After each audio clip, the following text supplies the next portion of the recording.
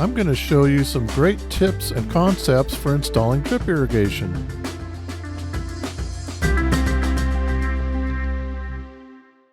When a client asks me to install the drip tubing for their new landscaping, I consult with them about what their intentions are and what types of plant and tree types they will install.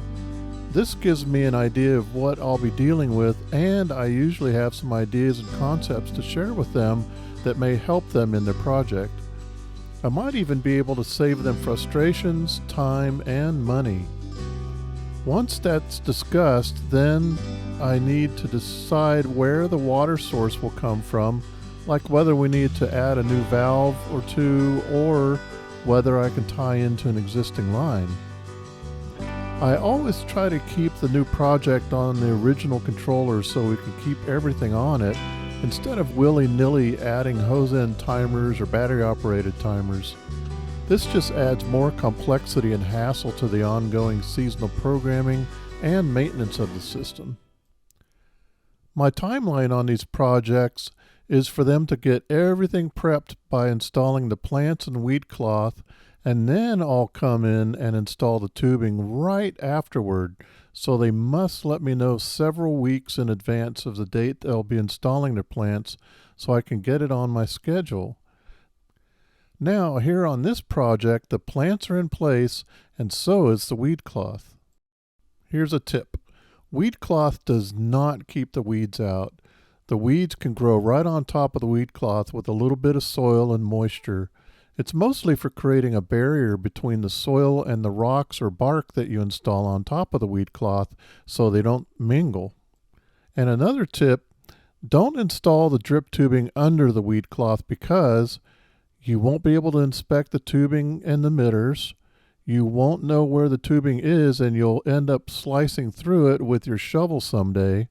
And the tubing will get swallowed and pinched off by the roots that will grow under the weed cloth.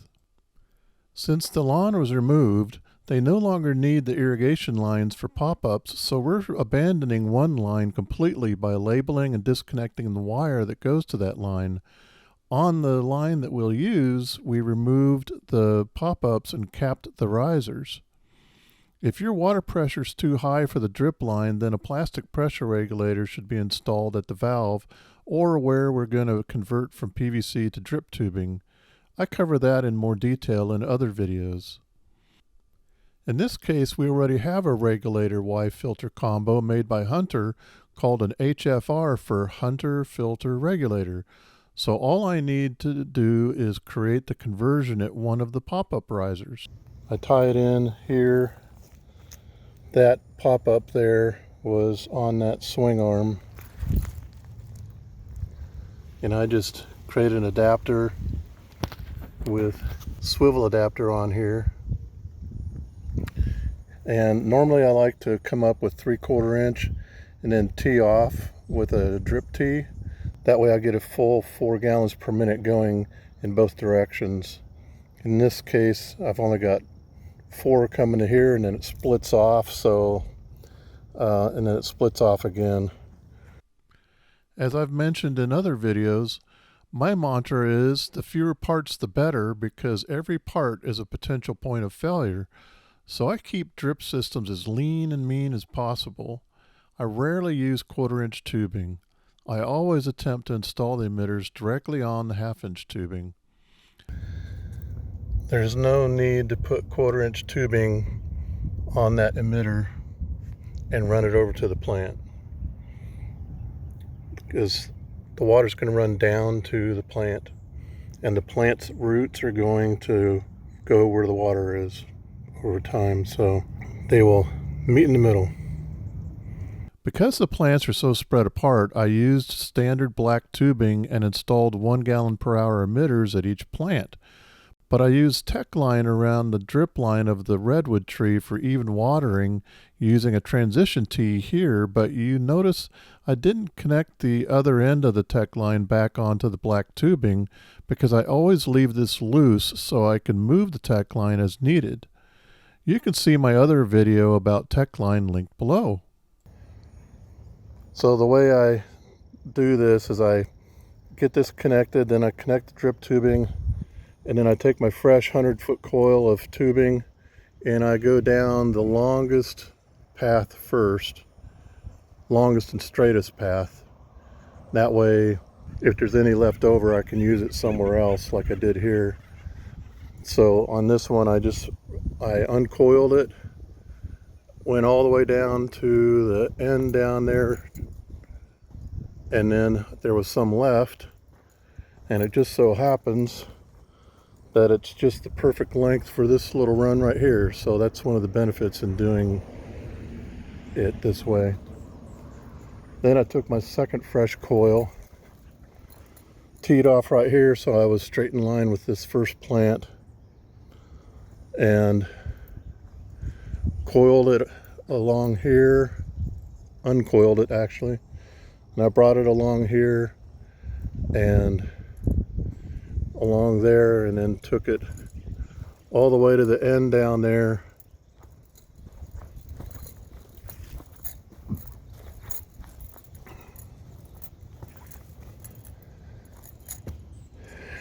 and brought it around here. And I'm just going to leave, since there's only a little bit left, I'm just going to leave that with them, and they might want to add on some more in here. But that was 200 feet even. This jute staple is a heavy gauge. That way I can use this small 3-pound sledgehammer to tap it in as needed. And I definitely needed it here on the top side. I think the redwood tree roots are thick all the way down here, because that whole top side I had to pound the staples in, as opposed to what the installer used was these little thin things, and they bent up like crazy. You can see it all over the place here.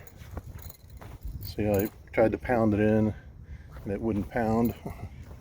It's all bent up over here, crazy bent up there and over here. But if he would have used these heavy gauge, he may not have had that trouble.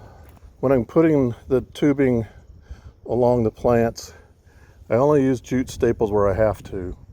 In other words, where the tubing is wanting to go elsewhere than where I want it, that's where I put the staple, so I can train it where I want it to go and stay.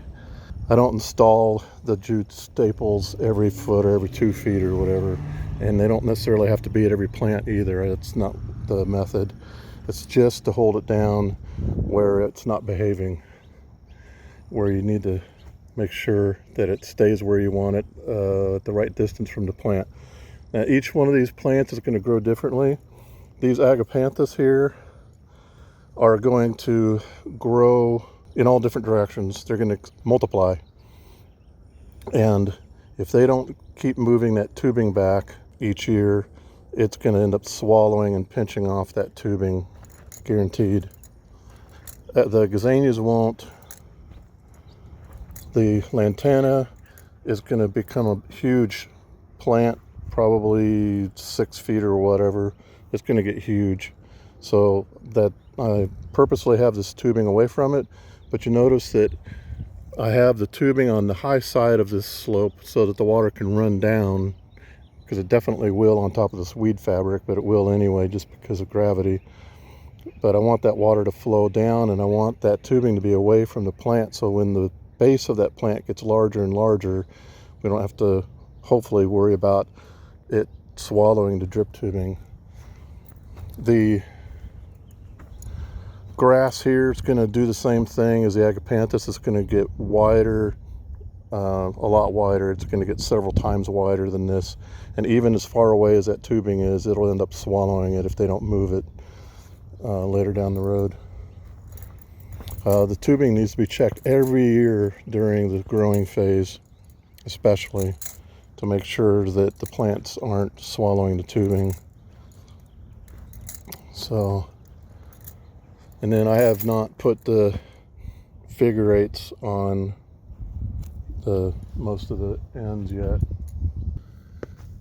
I don't tap the jute staple on tight to the tubing, because Eventually the ground's going to heave and swell.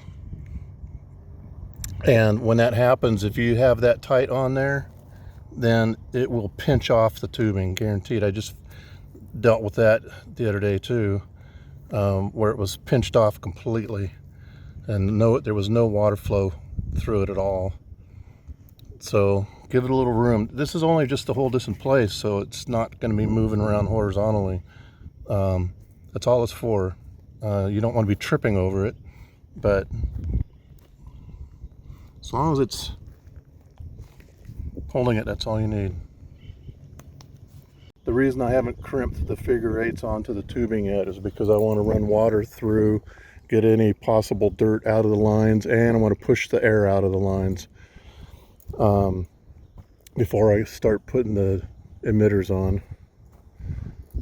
So in this is tech line. It has emitters built in every 12 inches, and it's going to put out almost a gallon of water per hour per emitter.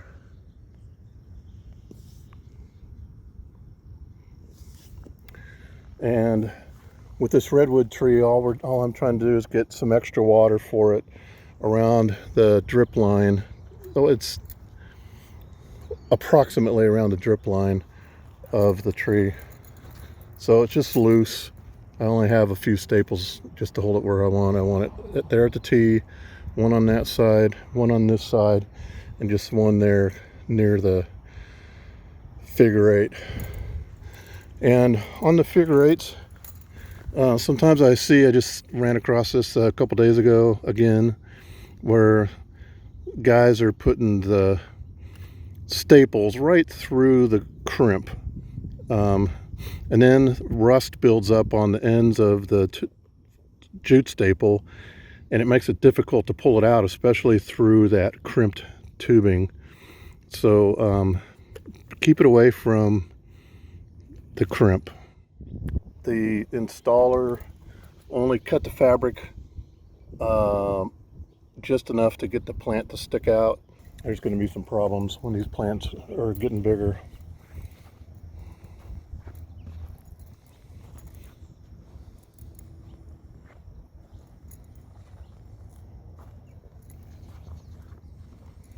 So when I put the emitters on, I put them laying horizontally so that if they get stepped on, it's not a big deal.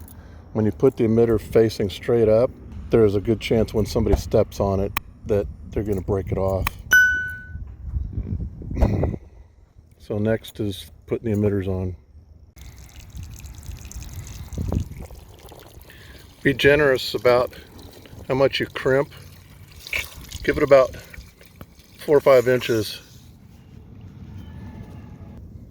All too often I see these things crimped where somebody tried to crimp it like 2 inches away from the end, and that's makes it really difficult to crimp and uncrimp.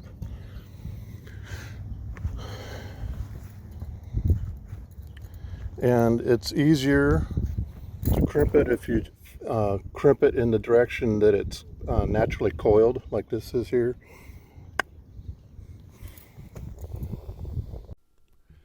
I used to use this squeeze punch for many years, but I've switched my brand of tubing, which is tougher and will last longer, so this squeeze punch with its hollow tip doesn't puncture the tougher tubing.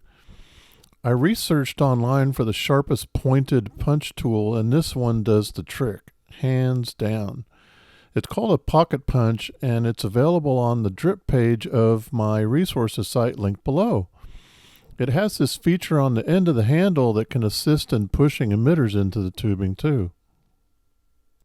The pocket punch is simple to use and has a sharp, solid tip. You just cradle the tubing in it and squeeze the plunger. Then just press the emitter into place and voila! I hope this video was helpful to you. Thanks for watching. See you next time.